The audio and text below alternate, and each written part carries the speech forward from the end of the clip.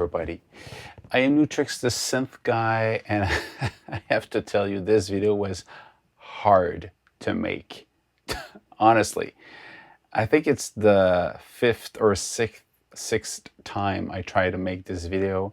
Every time I used it, I try to make a video for this topic, I had something go wrong. I recorded with distortion. I recorded, but my screen recording did not work. I recorded everything, but my audio did not record correctly. Or I recorded everything, but my camera did not work. Every time I had only trouble. So at one point I was asking myself, do I actually make this video? Or is it like nature's way to tell me, don't make this video? So today I decided to still try another way. So I'm patching stuff around a different way to see how it can work. And still, just to be honest, I've been testing out different ways to do my videos this summer. Not this summer, but yeah, this summer. And like this. This is my... Oh, I have to stop that. This is my... this is so bad. This is my... We should be good for the rest of the video. So, this video is about me mixing with my favorite iPad mixing app, which is Auria Pro. I know I was in love with that software 2017. I stopped using it last year because it crashed on me. It crashed on me repetitively. I had session that I load back and I lost the plugins. I got session I play back and it just wouldn't play. It was just like a... and that's it.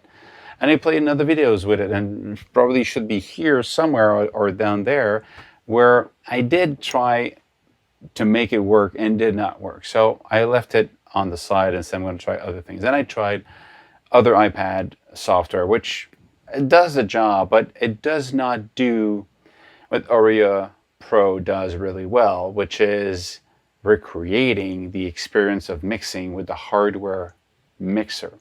And that's my training. That's how I learned how to mix, is using a hardware mixer with a tape. Yeah, I'm that old.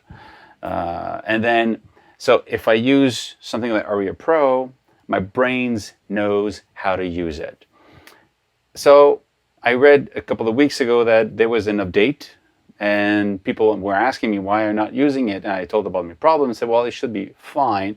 I said, okay, let's give it a try and not use an old session I did before the update. Let's use another session from scratch.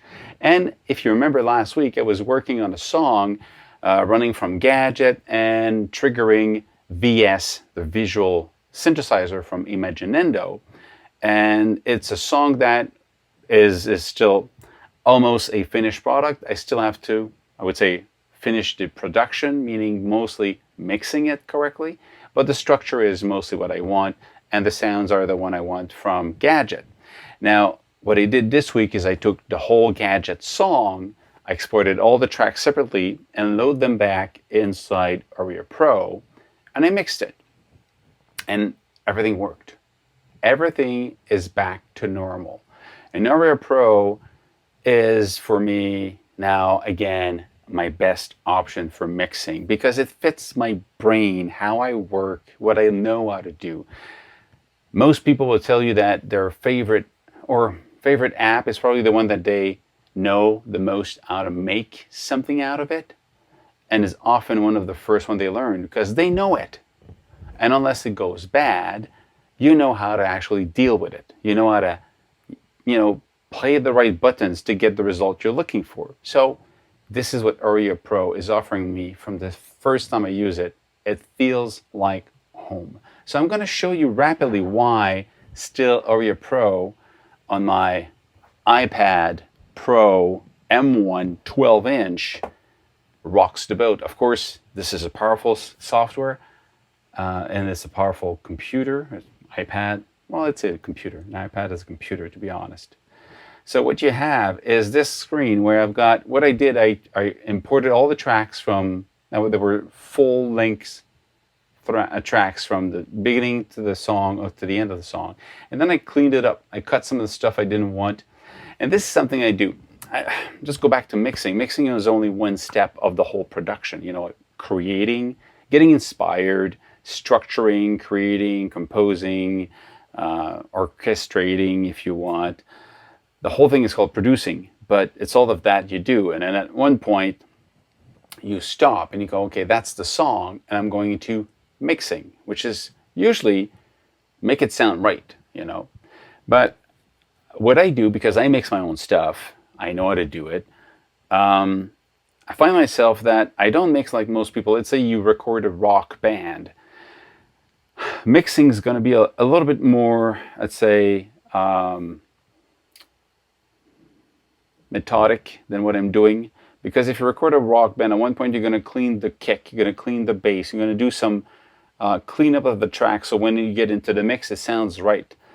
Most of that stuff, because I'm into electronic music, I already did, because when I create, I combine electronic kick, electronic bass, and if they sound wrong together, I already fix it.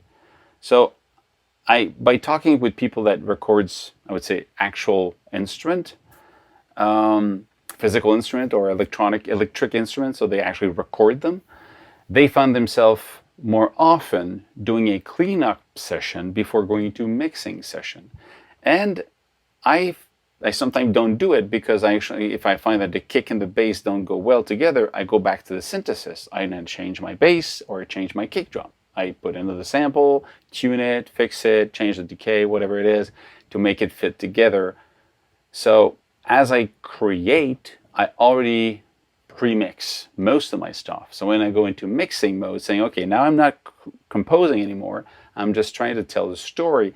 That is a really important point I want to make out here, is that when I mix, and I know a lot of people do this, and in my case, it comes from my background that I worked in post-production before, teaching even sound and music back in the days, in the 90s. Mixing for TV and for film is a lot more about focus. And I think that music is the same thing. What I mean by that is that when you listen to a film, when you mix for a film, you want to tell the story. So every sound you bring up, the ambiances, the noises, the voice, the somebody drops a pen, whatever it is, all of these sounds, they're there to help the audience focus on what's important in the story. If somebody drops a pen and you hear it, there's a reason for that.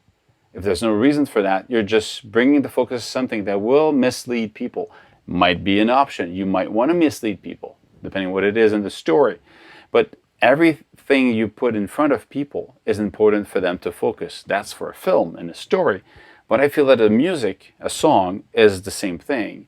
You bring attention, you bring focus, you bring people to feel what you want them to feel and react to how you want them to react, because you bring their attention at different places. So one of the job I get when I get into mixing, before mixing, just so it sounds good, I do a lot of cleanup. And that's why you see in my screen here, a lot of places I cut stuff. So I work by removing, because I often put too much stuff, too much instrument playing at the same time, because I want to tell too much of a story. And then when I listen to it, I forget about the song for a couple of weeks and then I point in playback and go, okay, there's too much happening. I cannot focus to the different parts of the sound. So let's bring them at different stages. Let's have them in front. Maybe after that they go to the back. Something else comes into the front. Something goes to the left and right. So by playing with that, you might have the same characters in your song playing around, but they're doing a tag team of telling, I'm the main instrument now. Now there's somebody else interesting. Now there's another instrument that tells the story. So you're kind of doing the tag team. If everything's there at the same time and everything's busy, it's really hard to just listen to something. You're just like, I don't know. It's just interesting noises. So that's part of my first part of mixing, cleaning up the story. And then mixing really comes into play for actually bringing people for a ride in the song, So this song is a simple one. I'll have the full song playing at the end. You can listen to it. But you have, get the simple kick, drum, hi-hat. Okay, some stuff becomes just creative stuff. I'm going to play this thing here. So you have this thing looped. I like to work in loops so I actually listen to what I'm doing. That's the bass. We go back to this screen here. I've got this one being the bass here. I've got two effects on it. Just so if you don't know Auria Pro, you've got this mixer window and you've got this track windows. If you bring that up, you can actually have also other features like different types of processing. You can see the audio, the volume, and send. So this is mostly for automation, if you want. And if you go into the other window, the mixer window, the whole track is very simple. You've got effects. If you click on it, you've got a channel strip. Every channel has its own channel strip. You've got expander, equalizer, compressor on it. And this is from the company PSP. So Auria Pro makes the software, but the processing for each of the tracks is PSP, which is a well-known Polish DSP processing company making different types of plugins. And so that's part of it. It's always in it. Every track has it, and the master channel has a different option. There's a little bit more option on it. And you can even save different type of settings. So even what you do, you like it, you can save it and load it on another track. You've got inserts, and you got 4 of them, and each of them, they can run audio unit or internal plugins from the company, either that are free or you pay for it. And there's also plugins that, well, there's audio unit, of course, I just said that. And also there's inter-application audio, which is kind of still functional, but it doesn't seem to be always stable. I think it's the iOS, the iPad OS is leaving that.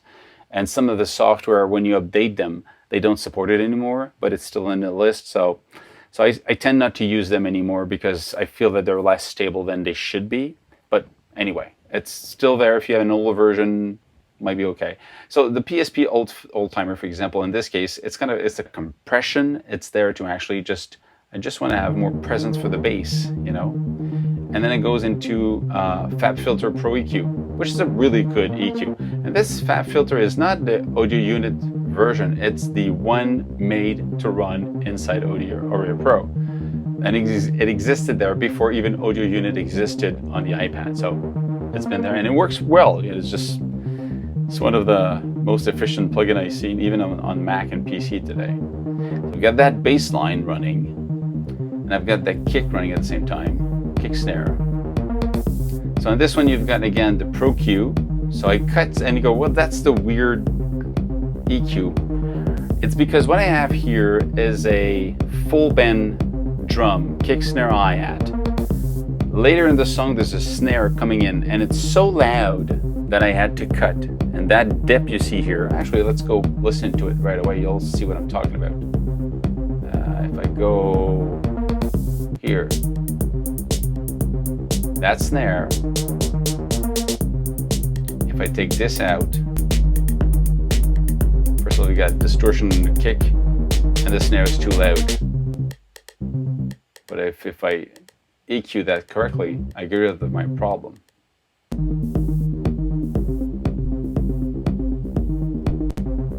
Okay, so then what I do after that, I've got the micro warmer, which is again some type of compressor to bring some of the warmth and the sound of the kick drum. And I had a lot of fun with this one here. This one, this is a copy of the entire drum kit. Yeah, the entire drum kit is here. If I get rid of these, and I go back to the effect, if I turn off the effects, you should have,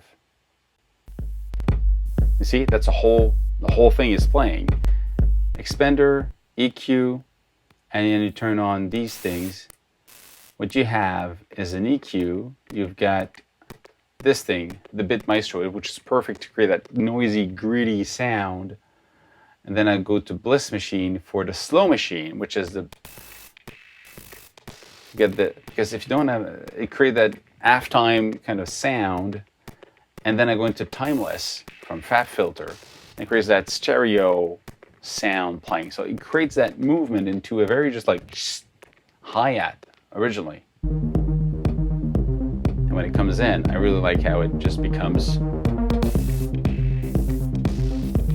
get that sound moving, which is pretty cool, pretty awesome, for me at least. And I need to please myself first. Well, that sounded wrong.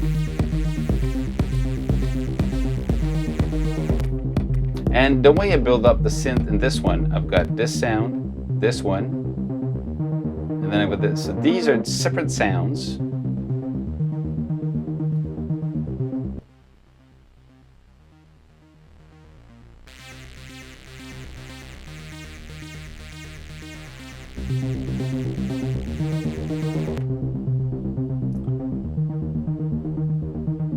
And this one you've got this. A fake sidechain compression, and you got SCHLAP, which is very aggressive for the bass sound. So all of these together, you get the layer of sound evolving, but it's not one synth, it's actually 3 synthesizers having that evolution. Let's go further.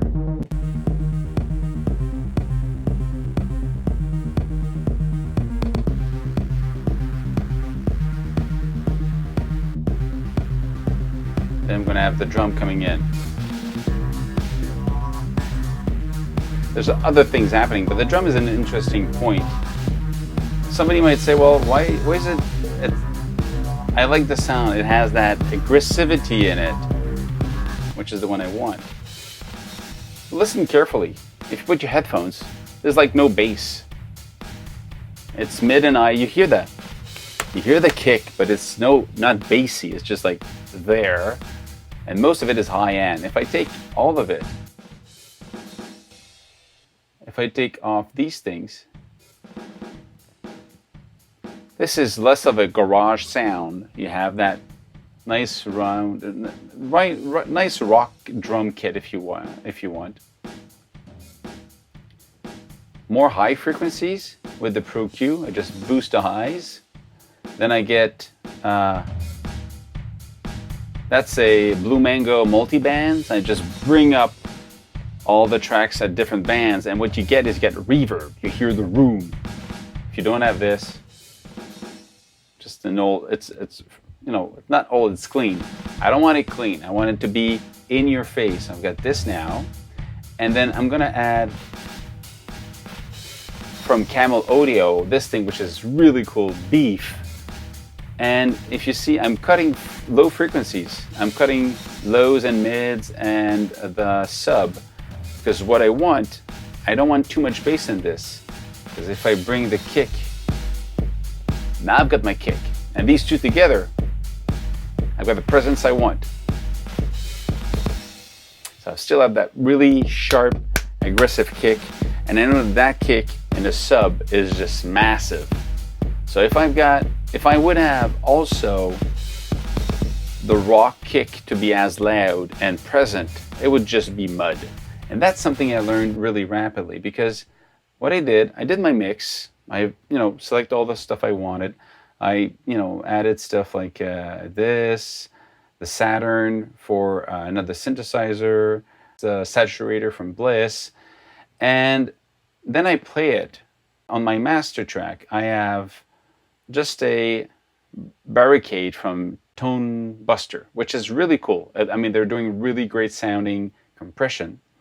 And this thing, I just go, I want to be sure that when you play it, it sounds good, or at least it translates normally when you play it to different systems. So I play it low volume on my iPad using the speakers, copied it to my iPhone, play it on the iPhone in mono, play it on the computer, on the speakers of the computer. So I hear, they're shitty speakers, but most people listen to shitty speakers. So I want to verify that it sounds good also there.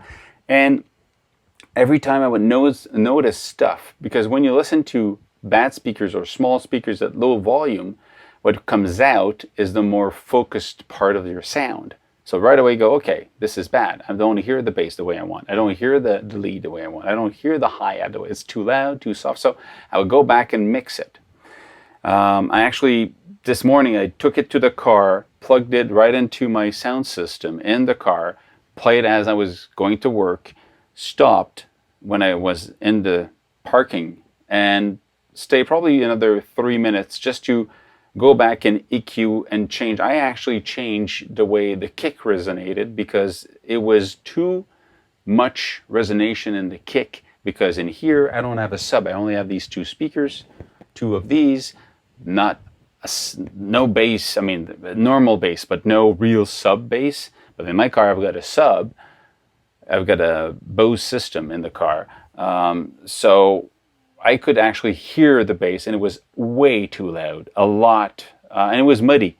So then I put it on my lap, took my iPad, changed some of the settings of the bass drum, not the bass drum, but the bass track for the bass drum, and for the bass also, so they would fit together correctly, and that was done.